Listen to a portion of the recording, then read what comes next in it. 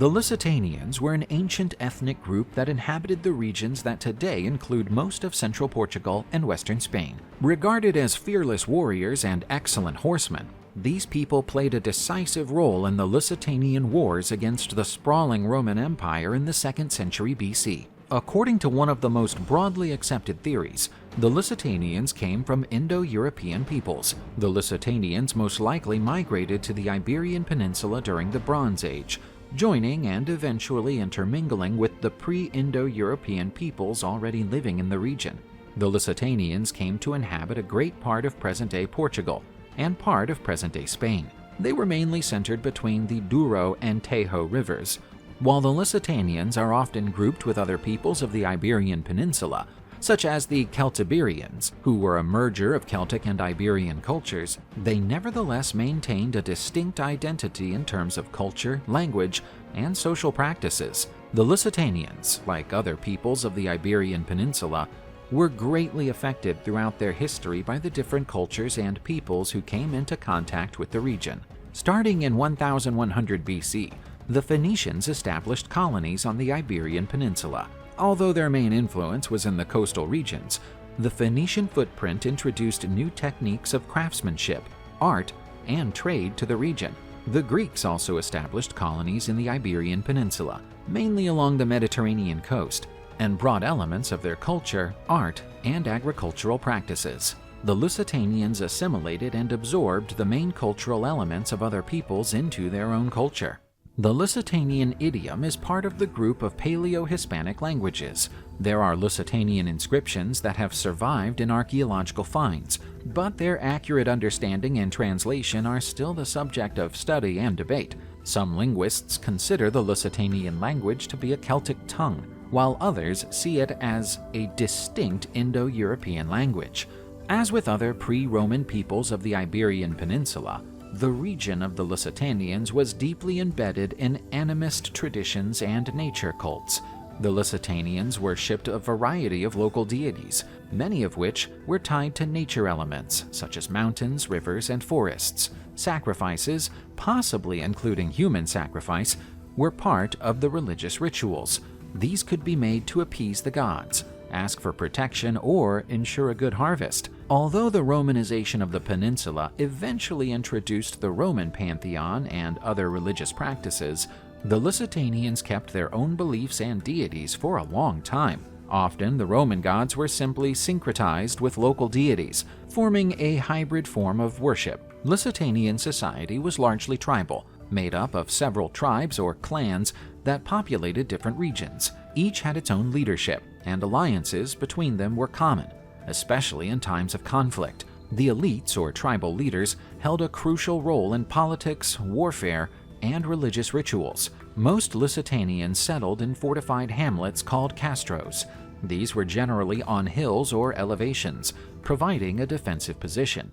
Daily life was based around farming. They grew cereals, vegetables, and fruit, and kept livestock, mainly sheep and goats. The geographical location of the Lusitanians, between the Atlantic and the Iberian Peninsula's interior, made them natural middlemen on trade routes. They traded local products, such as wool, skins, and metals, for luxury items and goods produced by Mediterranean civilizations, such as pottery, wine, and olive oil. The region's mines, abundant in metals such as gold, silver, and tin, were a significant source of wealth for the Lusitanians, and subsequently attracted Rome's attention. The Lusitanian warriors went on to feature prominently in the resistance against Roman expansion in the Iberian Peninsula, becoming notorious in Roman history for their bravery, cunning tactics, and combat skills.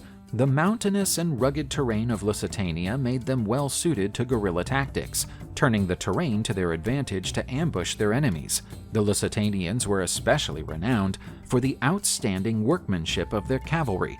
Lusitanian horsemen were extremely mobile and effective in swift attacks, hitting the enemy and withdrawing before they could be surrounded. The clash between the Lusitanians and the Roman Empire is a meaningful part of the history of the Iberian Peninsula, especially notable for the Lusitanian Wars, fought between 155 and 139 BC. These skirmishes were marked by the tough-mindedness and tactical skill of the Lusitanians.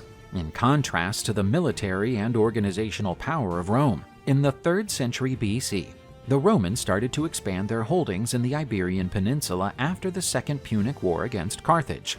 The Iberian Peninsula was wealthy in resources, especially minerals, and provided a strategic position for the control of the Western Mediterranean. The Roman expansion towards the west of the peninsula in the 2nd century BC led to frequent clashes with the Lusitanians.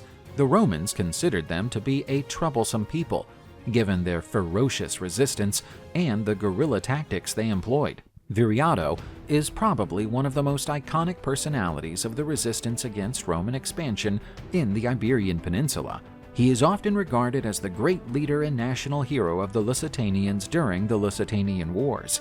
Not much is known about Viriato's origins and youth. It is believed that he came from a humble background, perhaps from a shepherding family, and that he grew up surrounded by the warrior traditions of the Lusitanians. Viriato's struggle was triggered by an act of betrayal from the Romans. In 150 BC, a settlement was reached between the Lusitanians and the Roman praetor Servius Sulpicius Galba, who had promised the Lusitanians land, but instead trapped and massacred many of them.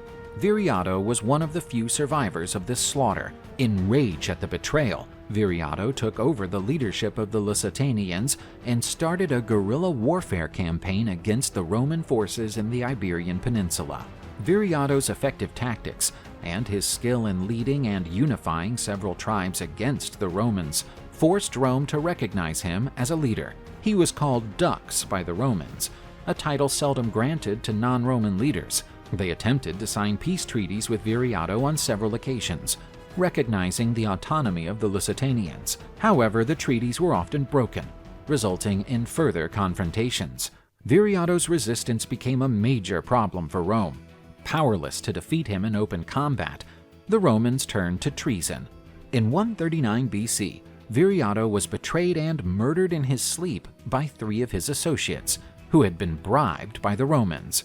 Viriato went on to become a symbol of Lusitanian resistance and a national hero in Portugal. He is often remembered as an example of bravery and determination against invaders and conquerors.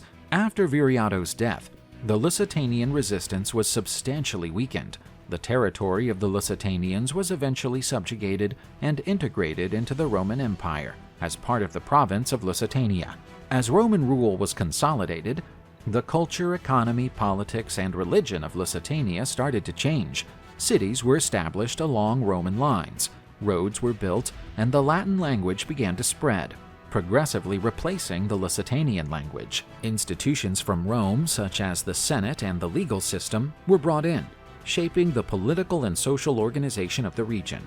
Following the decline of the Roman Empire in the 5th century AD, the Iberian Peninsula underwent several Germanic invasions, such as the Suebi and Visigoths.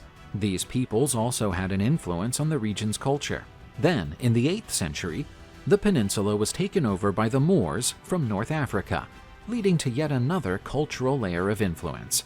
Despite the fact that the Lusitanians, as a distinct group, were woven into the cultural tapestry of the Roman Empire and the ensuing kingdoms that settled on the Iberian Peninsula, their legacy and influence is still felt. Lusitania, the name of the Roman province that encompassed a large part of Lusitanian territory, is still poetically mentioned to refer to Portugal, and elements of Lusitanian culture and identity continue to be celebrated in Portuguese traditions.